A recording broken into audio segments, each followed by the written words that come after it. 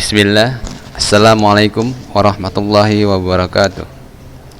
Alhamdulillah, wassalatu wassalamu ala rasulillah wa ala alihi wa sahbihi wa mawala. Apa kabar anak-anak Ustadz kelas 11? Ustadz harapkan antum semua dalam keadaan sehat, tetap semangat, dan selalu berada di dalam lindungan Allah Subhanahu wa ta'ala. Baiklah anak-anak Ustadz, hari ini kita akan mulai pembelajaran daring yang kedua untuk kelas 11. Saya harapkan antum bisa mempersiapkan peralatan tulis antum, mencatat pelajaran-pelajaran yang penting yang agarnya nanti antum bisa mengulangnya kembali. Baiklah, di materi kita yang kedua ini kita masuk perencanaan usaha kerajinan dari bahan limbah berbentuk bangun datar. Di minggu yang lalu kita sudah mempelajari, menjelaskan tentang apa itu limbah bangun datar. Ya, di sini kita akan melanjutkan pelajaran tentang perencanaan usaha kerajinan dari bahan limbah berbentuk bangun datar. Oke. Baiklah anak-anak Ustadz, seorang wirausahawan harus dapat memanfaatkan peluang usaha secara sistematis, dimulai dari analisis sumber-sumber peluang usaha secara luas. Di sini anak-anak Ustadz perlu kita perhatikan, ya. Kita sebagai seorang wirausahawan harus dapat, ya, menganalisis sumber-sumber peluang. Dalam persiapan yang dapat kita lakukan untuk menganalisis peluang usaha tersebut adalah sebagai berikut. Yang pertama, ya, meneliti berapa luas usaha yang akan kita pilih, ya. Jadi kita akan pilih kira-kira berapa luasan usaha yang nantinya yang akan kita kerjakan. Kemudian yang kedua adalah bentuk usaha apa yang akan kita pilih, ya. Jadi kita bisa melihat, ya, bisa sesuai apa yang dibutuhkan oleh masyarakat, kita akan buat usaha. Kemudian jenis usaha apa yang akan kita tekuni. Di sini dalam materi ini kita akan, ya, membuat sebuah usaha yang berhubungan dengan kerajinan limbah, ya, berbahan limbah. Jadi kita fokuskan bahwa usaha yang akan kita tekuni itu untuk kerajinan limbah. Kemudian informasi usaha yang akan diterima, ya. Jadi kira-kira nanti usaha ini bisa diterima masyarakat, kita harus mencari informasi-informasi. Kemudian ada atau tidaknya peta usaha yang menguntungkan. Di dalam membuat sebuah usaha kita harus memperhatikan kira-kira usaha yang akan kita jalani ini akan mendatangkan laba atau tidak, ya. Jadi itu juga perlu kita analisis. Baiklah anak-anak Ustadz, dari 5, ya, persiapan yang harus kita lakukan, anak-anak Ustadz harus memahaminya, ya, mulai dari meneliti seberapa luas usaha yang akan nanti dipilih, kemudian bentuk usahanya yang akan dipilih seperti apa, dan jenis usaha yang akan ditekuni, kemudian informasi usaha yang akan diterima, serta ada atau tidaknya usaha yang dapat menguntungkan. Setelah mengidentifikasi peluang usaha, seorang wirausaha memilih jenis usaha produk kerajinan. Di sini tadi yang Ustaz jelaskan, ya, kita harus memilih jenis usaha produk kerajinan apa. Ya, kebetulan kita limbah bangun datar, anak-anak Ustadz ya. Yang minggu yang lalu sudah Ustadz jelaskan apa limbah bangun datar dan contoh-contohnya ya. Seperti Ustadz ulangi sedikit, seperti ada limbah dari pelepah pisang ya. Kemudian apa lagi? Kulit jagung ya. Oke. Proses pemilihan ini melalui tahapan analisis yang cermat. Untuk itu diperlukan pertimbangan yang matang, biasanya disebut dengan evaluasi dengan kriteria yang telah dikembangkan sesuai kebutuhan. Nah, di sini anak-anak Ustadz ya. Jadi tahapan analisis ya diperlukan pertimbangan-pertimbangan yang matang ya. Sebagai contoh misalnya, kalau kita perhatikan di lingkungan kita, kira-kira limbah bangun datar apa yang banyak ya. Jadi kita bisa menjadi sebuah pertimbangan untuk mengolah limbah-limbah yang ada di sekitar kita. Kemudian menganalisis peluang usaha pada produk kerajinan dimaksudkan untuk menemukan peluang dan potensi usaha yang dapat dimanfaatkan, serta untuk mengetahui besarnya potensi usaha yang tersedia dan berapa lama usaha tersebut dapat bertahan. Nah, anak-anak Ustadz ini harus juga kita perhatikan ya. Ketika kita membuat sebuah usaha, kita harus bisa memprediksi kira-kira berapa lama usaha kita itu dapat bertahan ya.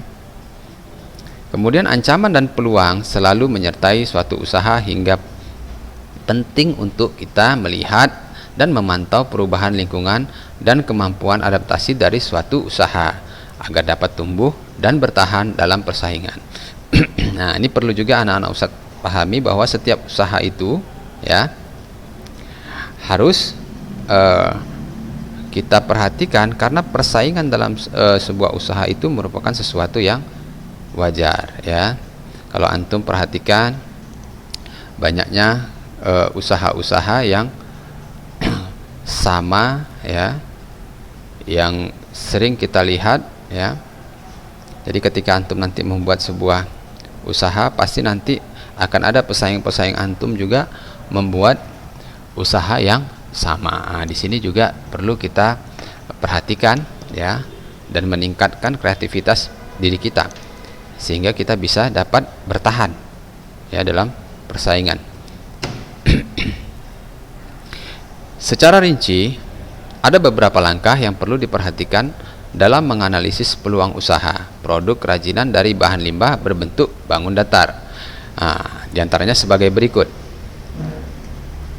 Nah, penetapan kelayakan usaha ya. Hal-hal penting yang harus dilakukan pada saat penetapan kelayakan usaha adalah kemampuan untuk menemukan jawaban tentang apakah peluang usaha produk kerajinan yang ditetapkan dapat dijual ya. Jadi anak-anak Ustadz perhatikan ya, kira-kira layak ya produk kita ini untuk dijual apa tidak, berapa biaya yang dikeluarkan, serta mampukah produk kerajinan usaha tersebut menghasilkan laba. Pada setiap analisis kelayakan usaha produk kerajinan ini ada beberapa langkah yang harus dilakukan. Nah, anak-anak Ustadz perhatikan ya, bahwa kita ya juga harus memperhatikan apa yang telah kita buat. Misalnya anak-anak Ustadz membuat sebuah kerajinan, apakah kerajinan ini layak untuk dijual atau tidak ya. Kadang kita ingin sekali produk kita ini terjual, tapi ternyata setelah jadi hasil kerajinannya belum layak untuk dijual ya, belum layak. Karena apa? Karena kurang bagus misalnya ya. Kemudian berapa biaya yang dikeluarkan untuk buat produk kerajinan ya tersebut sehingga dapat menghasilkan laba. Nah, jadi anak-anak Ustadz, ketika kita membuat sebuah produk kerajinan, kita harus hitung biayanya. Jangan nanti ketika kita sudah selesai dengan biaya yang mahal, kita karena produknya kurang bagus, kita tidak bisa ya menjual dengan harga yang lebih tinggi dari modalnya ya, sehingga tidak mendapatkan keuntungan ya. Jadi ini perlu anak-anak Ustadz perhatikan ya.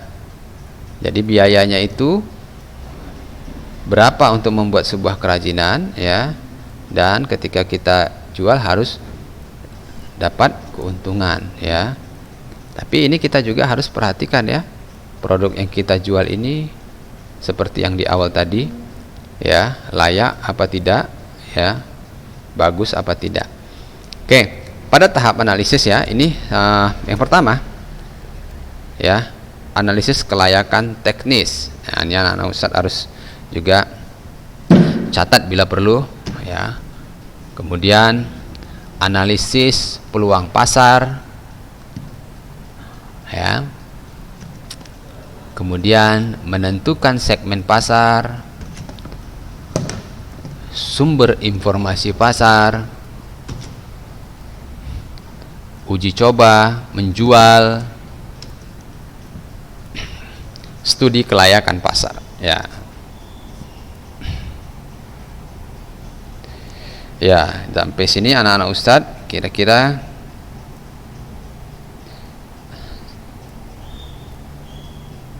sudah memahaminya?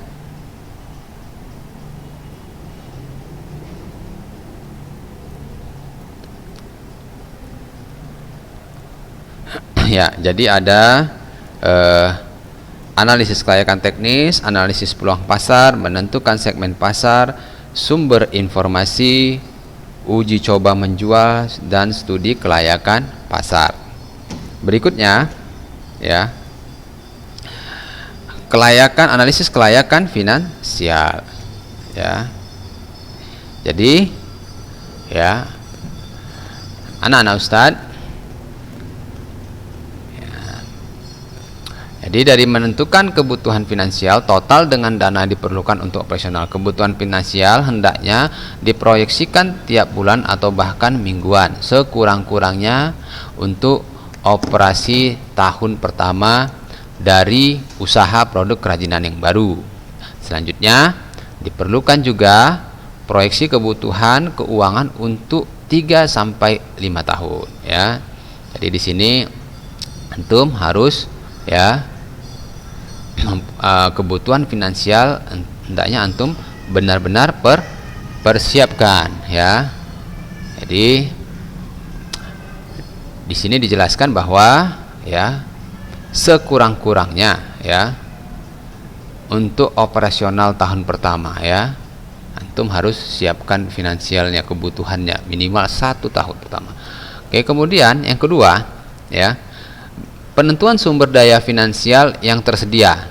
Langkah kedua dalam analisis kelayakan finansial ini adalah proyeksi sumber daya finansial yang tersedia dan dana-dana yang akan dihasilkan dalam operasi perusahaan ya.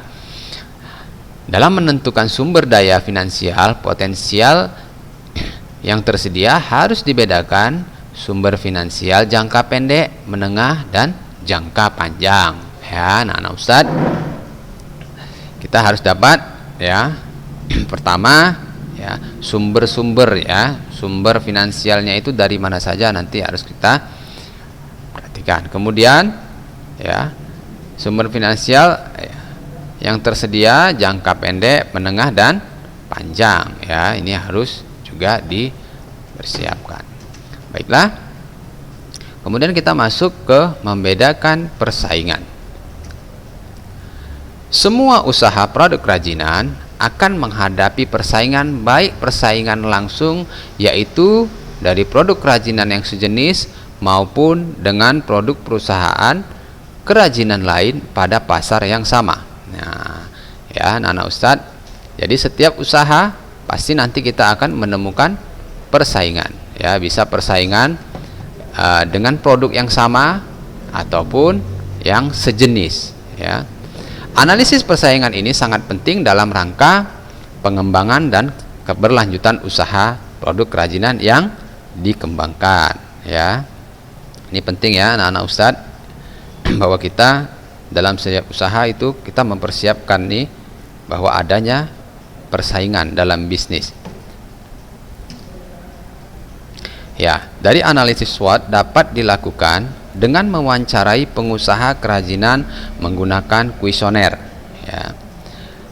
Aspek penting yang perlu disampaikan pada saat wawancara, ya, antum ya mempersiapkan aspek sosial, ekonomi, dan teknik produksi untuk mengidentifikasi faktor internal dan eksternal yang mempengaruhi keberhasilan usaha produk kerajinan. Ya, jadi antum bisa mewawancarai pengusaha-pengusaha kerajinan. Ya, antum bisa tanyakan, ya, atau mewawancarai, ya, pengusaha-pengusaha, ya. Di antaranya yang antum harus persiapkan itu menanyakan tentang aspek sosial, ekonomi, dan produksinya, ya. Upaya untuk mengembangkan ide dan peluang harus dikaitkan dengan kemampuan wirausaha dalam mengelola situasi dan peluang pasar. Untuk membentuk proses pengembangan ide, wirausahawan perlu memberikan kebebasan dan dorongan kepada para karyawan agar mereka berani mengembangkan ide. Nah, ini jika antum sudah memiliki usaha yang besar, yang sudah memiliki karyawan, ya.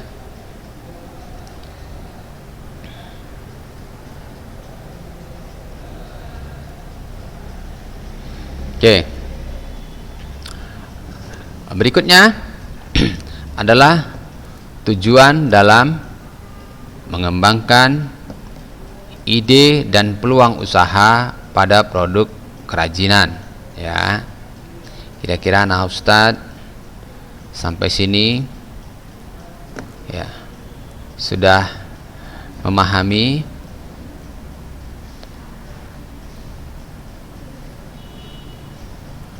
Oke, baiklah, akan Ustaz lanjutkan.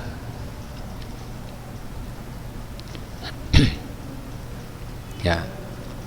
Yang pertama adalah ide dalam pembuatan produk agar diminati konsumen, ya.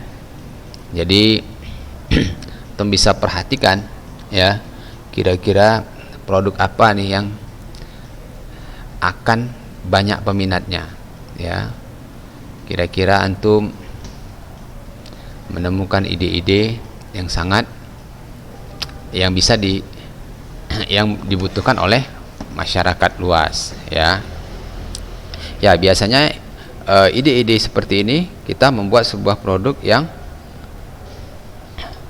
yang pakai, ya, produk pakai. Jadi masyarakat akan selalu butuh tentang produk-produk ini, ya. Jadi diminati oleh konsumen. Ya, bisa apa? Macam-macam, bisa pakaian, ya, bisa sendal dan lain-lain. Oke. Berikutnya adalah ide pembuatan produk agar dapat memenangkan persaingan, ya. Nah, ini penting, ya, kita membuat sesuatu yang baru, yang berbeda dari yang sudah ada, ya, karena mungkin saja produk-produk yang sudah kita buat juga dibuat oleh orang lain, ya, sehingga kita harus ada sesuatu yang lebih agar dapat, ya, memenangkan persaingan, ya. Berikutnya adalah ide dalam pembuatan dan pendayagunaan sumber-sumber produksi, ya. Jadi ide dalam pembuatan, ya, berarti ini kita berhubungan, ya, dengan teknik dan material, ya, yang ada yang memenuhi kebutuhan kita, ya. Jadi antum juga seperti di awal tadi harus bisa menganalisis, ya, kira-kira di daerah tempat antum itu material apa yang banyak, yang mudah didapatkan, ya. Kemudian kira-kira, ya, kebutuhan akan keterampilannya mencukupi. Berikutnya adalah ide yang dapat mencegah kebosanan konsumen di dalam pembelian dan penggunaan produk, ya. Ini hampir sama seperti ya yang nomor 2, ya, antum harus bisa ya membuat sesuatu yang baru, ya, agar konsumen tidak bosan, ya, tidak bosan di dalam pembelian atau penggunaan produknya, ya. Ya, bisa sebagai contoh berikan, misalnya antum membuat sebuah ya sendal dengan warna-warna yang menarik, ya, dengan corak-corak yang menarik untuk ya menarik perhatian konsumen.